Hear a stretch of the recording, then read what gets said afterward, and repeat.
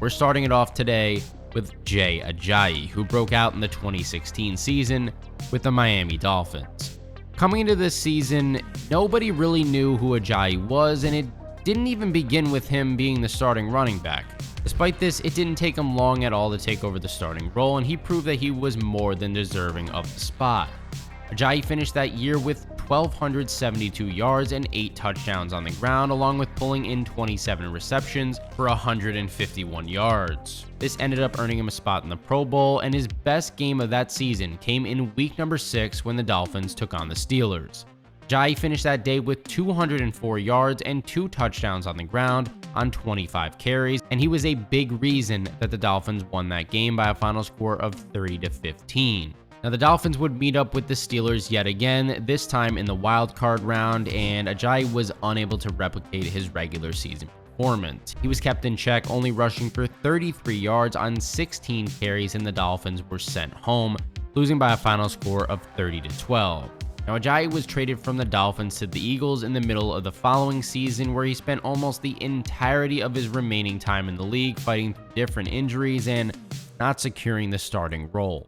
Now, let's move on to another player who looked like they were going to be an absolute stud in the league for many years to come, Josh Gordon. Now, Josh Gordon established himself as one of the league's top talents at the wide receiver position in the 2013 season. His season got off to a slow start after Gordon was suspended for the first 2 games of the season for a violation of the league's substance abuse policy. Despite this, he was still able to finish with 87 receptions, 1,646 yards, and 9 touchdowns in only 14 games. He led the league in receiving yards while also making the Pro Bowl and All-Pro first team. Not only that, but Gordon also made history this season when he became the only player in NFL history to ever have back-to-back 200-plus receiving yard games. The first game of this historic streak came against the Steelers, where he went for 14 catches, 237 yards, and a touchdown, even though the Cleveland Browns had to bring in 2 different quarterbacks during that game, Jason Campbell and Brandon Weeden. Even with Gordon's elite performance, the Browns still came up short in that game, losing 27-11.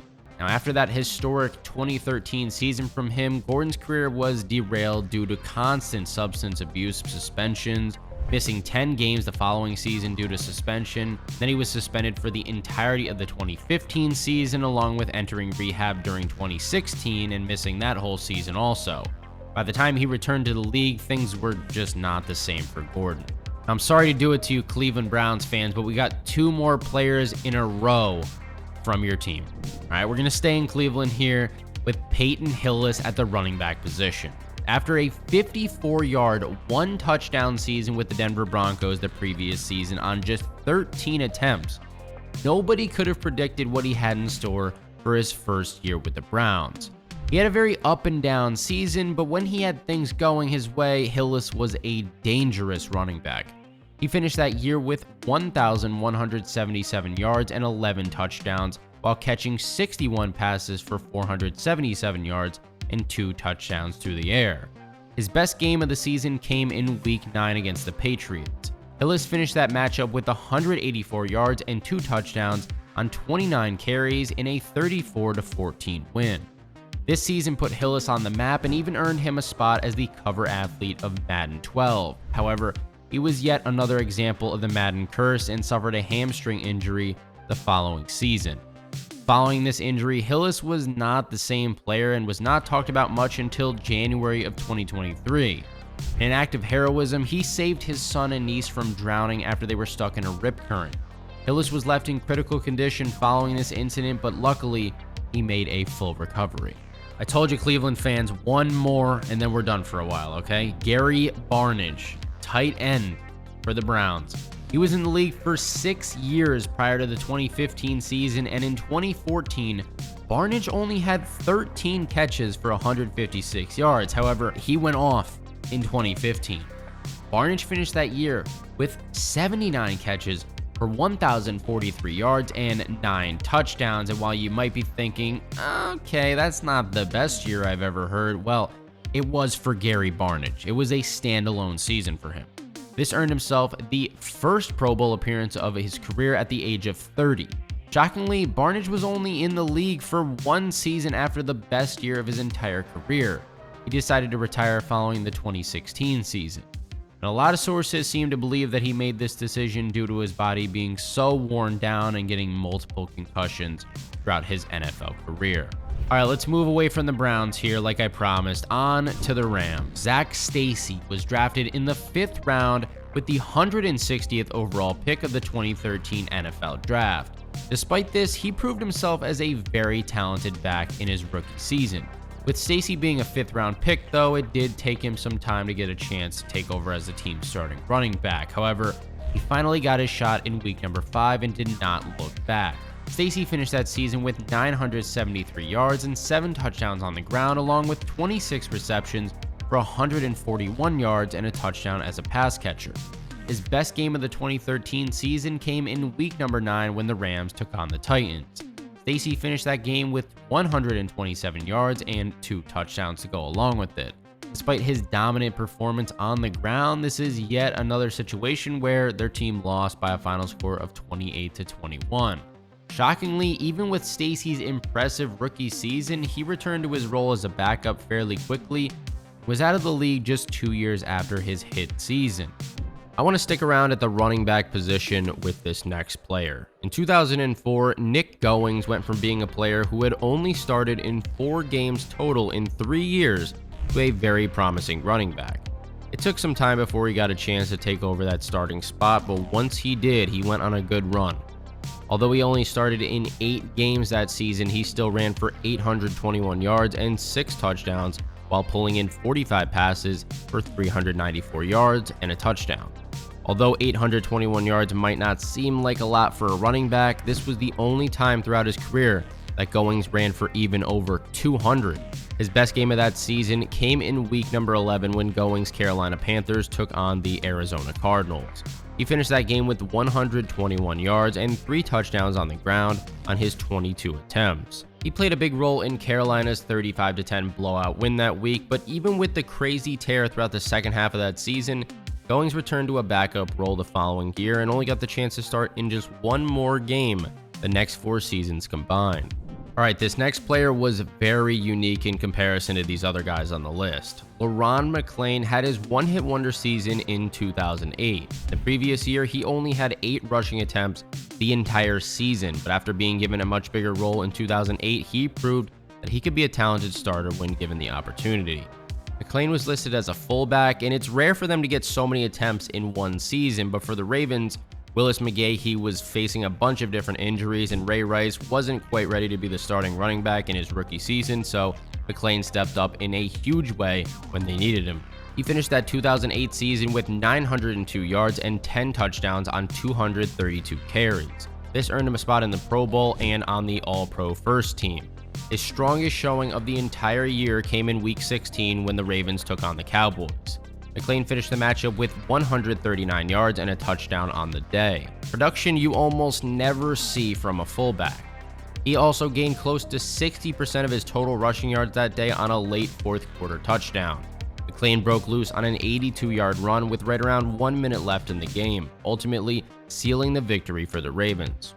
While McClain made a return to the Pro Bowl and earned himself a spot in the All-Pro second team the following season, his role went back to primarily being a blocker rather than the rushing threat that he was in 2008. In 2009, he went from 232 carries to 46, 902 yards to 180, and 11 total touchdowns to just 2. Even though he played another 5 years following his one-hit wonder season, he was never able to come close to his 2008 numbers, although he was a good blocker. Now let's move on to Lamont Jordan, who spent the first 4 seasons of his career as the backup running back for the New York Jets. He signed with the Oakland Raiders and immediately took over as the team's top back, starting in all 14 games that he played in. In his bigger role, Jordan was finally able to break out and prove himself as a starting caliber running back. He finished the season with 1,025 yards and 9 touchdowns on the ground, along with 70 receptions for 563 yards and 2 more touchdowns. Jordan's best game of that season came in week number 7 when the Raiders took on the Bills. He torched the Bills for 122 yards and 3 touchdowns on 28 attempts. His elite effort on the ground played a huge role in Oakland's crushing 38-17 win. It appeared that the Raiders had found something special in Jordan as he entered the 2006 season as their starting running back. However, around the halfway point of the year, he suffered an MCL tear that completely derailed his promising career. One more running back here, and then we're going to shift our focus to some quarterbacks finally. Ladell Betts entered the 2006 season with only 2 starts under his belt in the previous 4 years with the Washington Redskins. Despite this, he had a real shot to take over as the team's starting running back. The only reason for this was because Clinton Portis suffered an injury in the preseason and wasn't fully healthy. Portis was just coming off a season where he ran for 1,516 yards, so there is no doubt that he would have been the full-time starter if he was healthy. Nonetheless, Betts was given a real chance and finished the season totaling 1,154 yards and 4 touchdowns on the ground, along with 53 receptions for 445 yards and a touchdown through the air. His best game of that season came in week number 13 when Washington took on the Atlanta Falcons. They relied heavily on Betts as he finished the day with 155 yards and a touchdown on 28 carries. But all that work was not enough for the Redskins to pull out a win, and they were defeated by a final score of 24-14. Betts only started in 3 more games during his final 4 years in the league, and he never came close to touching those 2006 numbers. This was because once Clinton Portis was back and healthy, he never gave up that role to Betts again. I did promise a few quarterbacks, so let's start off with Derek Anderson. He entered the 2007 season after struggling throughout his rookie season the year prior. However, as we know, it's a rare case in recent history that the Cleveland Browns were able to make it through an entire season without benching their starting quarterback. In 2007, it did not take long when Anderson earned the starting spot in just week number 2. He went on to have a very strong season, finishing the year out with 3,787 passing yards, 29 touchdowns, and 19 interceptions, while completing 56.5% of his passes. Along with this, he led Cleveland to a 10-5 record as their starter. This was a huge turnaround which helped him earn the Most Improved Player award and a spot in the Pro Bowl.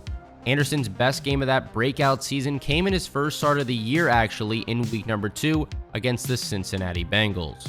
He finished the game with 328 yards and 5 touchdowns. Along with this, he only threw 1 interception and completed 20 of his 33 pass attempts. This game was an absolute shootout, but Anderson handled the pressure very well to keep up with Cincinnati's offense like a seasoned veteran.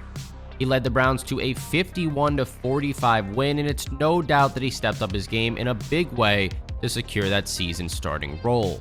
Anderson spent over a decade in the league before his eventual retirement following the 2018 season, but he was never able to put together a season that came anywhere close to that 2007 campaign. Following a strong end to the 1988 season, Don Majkowski entered the 1989 season as the starting quarterback of the Green Bay Packers. He had a season to remember when he threw for 4,318 yards and 27 touchdowns, along with completing 353 of his 599 pass attempts. He did end up throwing 20 interceptions, but Majkowski led the league in pass attempts, pass completions, and passing yards while leading the Packers to a 10-6 overall record. This earned himself a spot in the Pro Bowl and on the All-Pro second team. His best game of that season came in week 2 when Green Bay took on the New Orleans Saints. This was a high-scoring matchup that came right down to the wire. Majkowski put on a masterful performance where he threw for 354 yards, 3 touchdowns, and 1 interception with an incredible completion percentage of 78.13%. Due to this elite showing, the Packers came out by a final score of 35-34. Injuries brought Majkowski's career to a screeching halt, though, with him suffering a shoulder injury in the 1990 season, hamstring injury in 1991, and a torn ligament in his ankle in the 92 season. After these 3 injury-riddled years, he served mainly as a backup for the remainder of his career. Despite being drafted in the 4th round with the 127th overall pick of the 1999 NFL Draft by the Denver Broncos, Olandis Gary made a name for himself in just his rookie season. Gary did not see the field until about week 4 of the season when legendary Hall of Fame running back Terrell Davis suffered a torn ACL and MCL, ending his season. While it's almost impossible to replace a player like Davis, Gary did an incredible job in filling in the huge hole that was left in this offense. He finished the season with 1,159 yards and 7 touchdowns on the ground. His strongest performance came in week number 9 when the Broncos took on the Chargers. Gary finished that game with 108 yards and 2 touchdowns on 30 carries. He played a key role in Denver's dominant 33-17 win. Even with a promising start to his career in his rookie year, Gary slipped down the depth chart in 2000 and only got a chance to start in 4 games his remaining 5 years in the league. Olandis Gary was not the only player who had a breakout season in 1999, though. The Carolina Panthers wide receiver Patrick Jeffers also had a year to remember. After only being given the chance to start in 1 game his previous 3 years in the league, Jeffers went on to start 10 of his 15 games played in 1999. He finished that season with 63 receptions for 1,082 yards and 12 touchdowns. This crushed his previous career high of 18 catches, 330 yards, and 2 touchdowns that he just set the year prior. Jeffers' best game of the 1999 season came in Week 17 when the Panthers took on the Saints. In this matchup, he pulled in 7 passes for 165 yards and 2 touchdowns. The Panthers took this game in dominant fashion with the score at 45-13 when the final whistle sounded. However, in the second week of the 2000 preseason, Jeffers' promising run would come to an end. He missed the entirety of the year due to a torn ACL and only played 1 season following his return to action. Steve Slayton was drafted in the 3rd round with the 89th overall pick of the 2008 NFL Draft by the Houston Texans, and it only took 1 week for Slayton to prove himself worthy of being the team's starter and took over the starting running back role in just the 2nd game of the season. Once he was given this role, he did not look back. He finished the rookie campaign with 1,282 yards and 9 touchdowns on the ground, along with 50 receptions for 377 yards and a touchdown.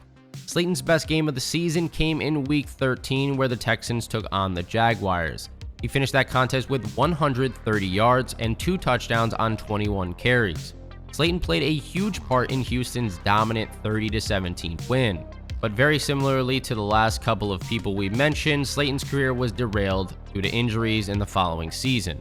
He suffered a neck injury that led to him losing feeling in his arm. As a result of this, he became a liability due to his constant fumbling. Had this injury never occurred, he could have been a truly special running back for the Texans. Another running back that exploded during his rookie season was Ickey Woods, who was drafted in the 2nd round with the 31st overall pick by the Cincinnati Bengals in the 1988 NFL Draft. Even though he played the fullback position, Woods showed that he was more than capable as a ball carrier, finishing that year with 1,066 yards and 15 touchdowns on the ground. This earned himself a spot on the All-Pro 2nd team. Along with this, he became a household name with his notorious Ickey Shuffle celebration. His best game of that season came in Week 14 when the Bengals took on the Chargers. Woods finished the matchup with 141 yards and 2 touchdowns on 19 carries. It appeared that he was well on his way to NFL stardom too, however, he tore his ACL the following season. This forced him to fight to even get his starting spot back, let alone see the same rushing volume that he did in his rookie season. Now, rounding off this list is Tim Tebow. Coming into the league, he was regarded as one of the most talented quarterbacks in college football history. However, after a rough rookie season, many speculated that his game was not going to translate to the NFL level. He did his best to silence the growing amount of doubters that he had with his breakout season in 2011. He finished that year throwing for 1,729 yards, 12 touchdowns, and 6 interceptions. His best game came in Week 13 when the Broncos took on the Minnesota Vikings. Despite only throwing 15 passes, Tim Tebow still finished that game with 202 yards, 2 touchdowns, and 0 interceptions. In the 11 games that he started in, he led the Broncos to a 7-4 record and a trip to the playoffs. In the team's wildcard matchup against the Pittsburgh Steelers, the most notorious play of Tebow's NFL career occurred. In overtime, he sealed the game with an 80-yard touchdown pass to Demaryius Thomas. Rest in peace, by the way. While Denver would get beat by New England in the divisional round, it appeared that this was a promising sign of things to come for Tebow. However, the Broncos did not see much potential in him and traded him to the Jets. Tebow played his final year in the league the following season, only serving as the Jets starter in just 2 of the 12 games that he played for them. Now, if you guys enjoyed this video and want to see a part 2 to NFL one-hit wonders, just let me know in the comment section down below and hit that subscribe button.